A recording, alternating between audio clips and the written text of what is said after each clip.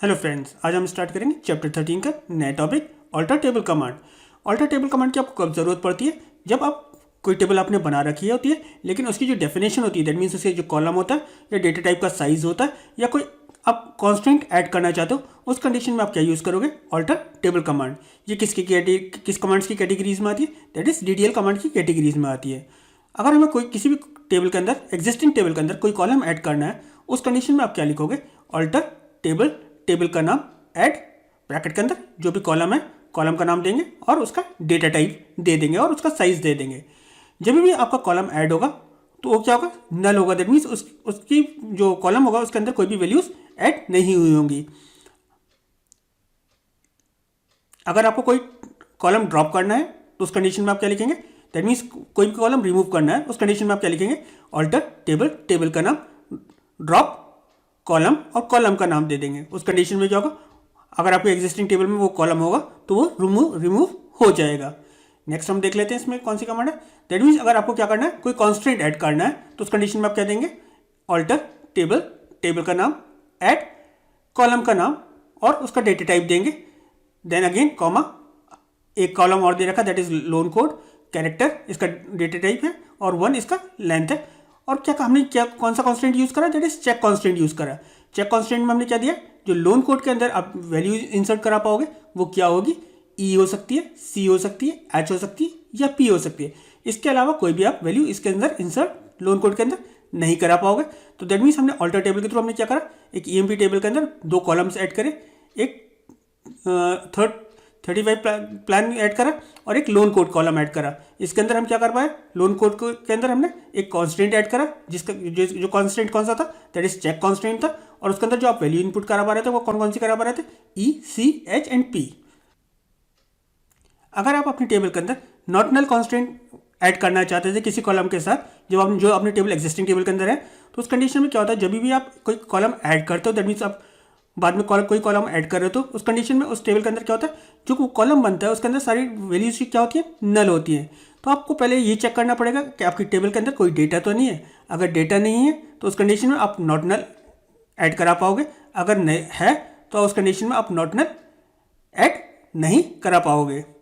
फिर हम क्या करते हैं? Modifying column definition. जब भी आप कॉलम डेफिनेशन की बात करते हैं कि मॉडिफाई करने की, तो उस कंडीशन में आप क्या चेंज कर सकते हो? दैट इज किसी भी कॉलम का डेटा टाइप चेंज कर सकते हो, उसका साइज चेंज कर सकते हो, उसकी डिफॉल्ट वैल्यू चेंज कर सकते हो, नॉट नल कॉलम के कॉन्स्टेंट चेंज कर सकते हो और order of columns, that means कौन सा कॉलम किस जगह आए वो आप चेंज कर सकते हो। डेटा टाइप एंड साइज की बात करें, सपोज आपको कोई कॉलम था जिसका डेटा टाइप क्या था? कैरेक्टर था। आप उसको वेर कैर में चेंज कर सकते हो और वैसे ही वेर कैर को कैरेक्टर में चेंज कर सकते हो। डिफॉल्ट वैल्यू की बात करें तो क्या होगा?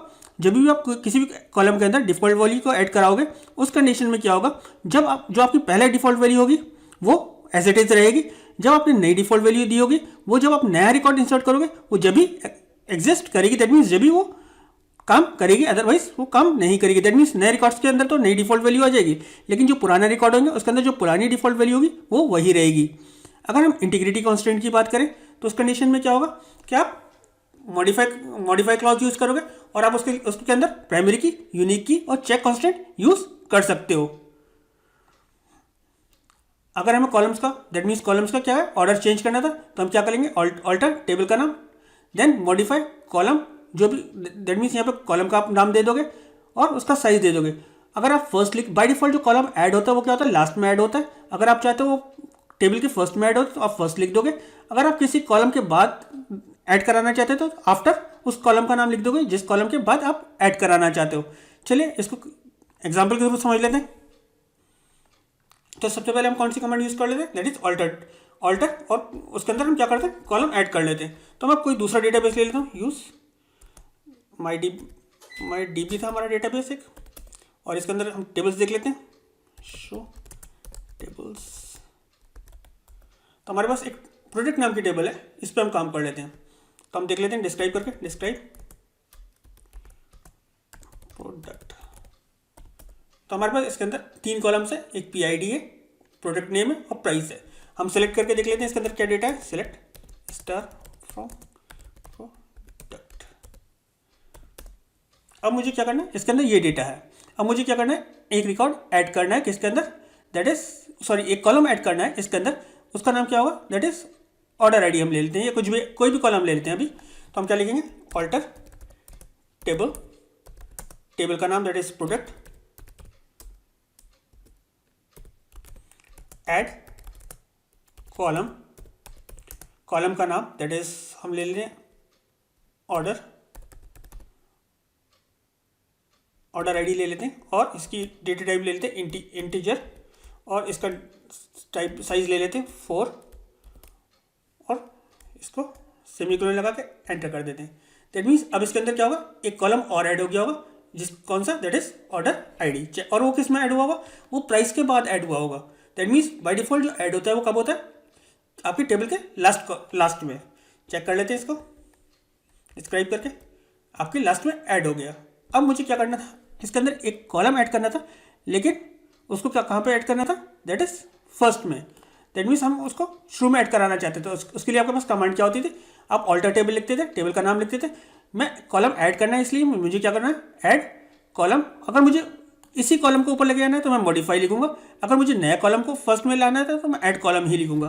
सपोज मैं यहाँ लिख लेता हूँ जो भी हमने लास्ट कमांड दी थी, that is alter table, alter table, और यहाँ पर ऑर्डर आईडी की जगह मैं लिख लेता हूँ that is sales ID, sales ID देता हूँ। और यहाँ पर मैं क्या कर देता हूँ, देखिए इसका डेटा टाइप भी मैंने दे दिया। अब मुझे इसके साथ क्या देना है, फर्स्ट में चाहिए और मुझे किसी कॉलम के बाद चाहिए, मुझे फर्स्ट चाहिए। दैट मीन्स ये कॉलम फर्स्ट होना चाहिए, तो मैं क्या लिखूंगा, यहाँ पर फर्स्ट लिख दूंगा और सेमीकोलन लगा दूंगा। तो अब ये क्या होगा, अब मैं डिस्क्राइब करूंगा तो ये सेल्स आईडी जो होगा मेरा फर्स्ट कॉलम होगा इस टेबल का, प्रोडक्ट टेबल का। तो ये क्या हुआ, मेरा फर्स्ट कॉलम हुआ। अब मैं चाहता था एक प्रोडक्ट प्राइस आए, यहाँ प्राइस आ रहा है, मैं यहाँ सेल्स प्राइस किसके बाद देना चाहता था, प्रोडक्ट नेम के बाद देना चाहता था, कि प्रोडक्ट नेम के बाद क्या आ जाए, दैट इज आपका सेल्स प्राइस आ जाए। तो उस कंडीशन में आप क्या लिखोगे, alter table add column sales price. अब मैंने क्या लिखा था पहले, यहाँ पर फर्स्ट लिखा था, अब मैं लिखूंगा आफ्टर, आफ्टर किसके बाद है, प्रोडक्ट नेम के बाद है। अगर मैं एंटर करता हूं तो यहाँ पर क्या हुआ, ये एग्जीक्यूट हुआ। और अब जो मेरा कौन सा सेल्स प्राइस होगा वो किसके किसके बाद आ रहा होगा, दैट इज प्रोडक्ट नेम के बाद आ रहा होगा और प्राइस के पहले आ रहा होगा। चेक कर लेते हैं इसको आगे। अगर मुझे इस टेबल के अंदर से कोई कॉलम हटाना है, सपोज मुझे सेल्स आईडी हटाना है, तो उस कंडीशन में मैं क्या लिखूंगा, drop, sorry alter table, drop column, और कॉलम का नाम मुझे कौन सा हटाना था, सेल्स आईडी हटाना था। तो अब ये क्या होगा, ये कॉलम रिमूव हो जाएगा। सॉरी मैंने यहाँ पे टेबल का नाम नहीं दिया, ऑल्टर टेबल आपकी प्रोडक्ट्स, ऑल्टर टेबल प्रोडक्ट, भी प्रोडक्ट की स्पेलिंग गलत लिख रहा हूँ, that is alter table product, product drop column sales ID. अब क्या होगा, ये कॉलम ड्रॉप हो गया। डिस्क्राइब करके चेक कर लेते हैं, हमारा ये कॉलम ड्रॉप हो गया। अब हमें करना क्या था, इसका डेटा टाइप चेंज करना था। जो प्रोडक्ट नेम है हमें इसका क्या करना है, अभी यहाँ पर क्या है, वेर कैर है, तो हमें इसको करना है कैर। तो हम लिखते हैं ऑल्टर टेबल, टेबल का नाम that is product, modify column, आपके कॉलम का नाम क्या है, दैट इज प्रोडक्ट नेम। इसका डेटा टाइप क्या होना चाहिए, हम क्या कर देते हैं, इसका डेटा टाइप कैर कर देते हैं, कैर, और इसको 10 करके लिखे देखते हैं। अब क्या हुआ, आपका डेटा टाइप चेंज हो गया। डिस्क्राइब, आपका टेबल का नाम प्रोडक्ट दैट इज अब कैर हो गया। अगर आपको कोई प्राइमरी की रिमूव करनी थी तो उस कंडीशन में आप क्या लिखते हैं, ऑल्टर टेबल, टेबल का नाम ड्रॉप, और जो भी आपकी प्राइमरी की होती वो लिख देते, यहाँ पर वो प्राइमरी की ड्रॉप हो जाती। अभी हम देख लेते हैं, हमारे पास शायद स्टूडेंट टेबल के अंदर है, select, sorry describe student, describe STUDENT, हाँ। अगर हम स्टूडेंट टेबल को देखते हैं, यहाँ पर क्या है, रोल जो है प्राइमरी की है, इसको ड्रॉप करके देखते हैं। Alter table student drop primary key, क्योंकि मैंने कांस्टेंट का कोई नाम नहीं दे रखा तो इसका प्राइमरी देखिए ये अभी रिमूव किस लिए नहीं होगी, क्योंकि यहाँ पे हमने फॉरेन कांस्टेंट यूज़ कर रखा है किसके अंदर, मार्क्स टेबल के अंदर।